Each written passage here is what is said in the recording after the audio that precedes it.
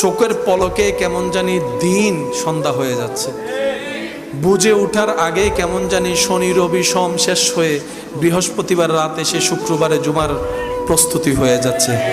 কেমন জানি কল্পনা করার আগেই সেই মাসগুলা বিদায় নিচ্ছে। এই তো কিছুদিন আগে রমজান আমাদের থেকে বিদায় নিয়েছে, এখন দেখা যাচ্ছে কিছুদিন পরে হয়তো রমজান মাস চলে আসবে। এক একটা সেকেন্ড আমাদেরকে কবরের দিকে নিয়ে যাচ্ছে। বেশি দিন বাঁচবো না।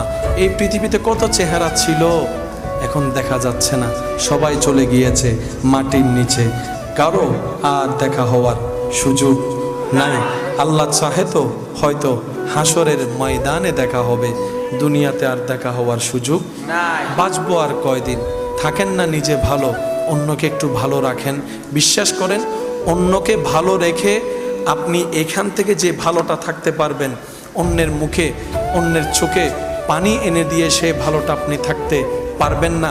হয়তো জিত করে আপনি সাময়িক একটা জিতের আনন্দ আপনি হয়তো নিতে পারবেন, কিন্তু বিশ্বাস করেন আপনার ভিতরে যদি বিন্দু পরিমাণ মনুষ্যত্ব থাকে, আপনি কারো উপর জুলুম করে কাউকে কষ্ট দিয়ে আপনি শান্তিতে রাত্রে ঘুমাতে পারবেন না।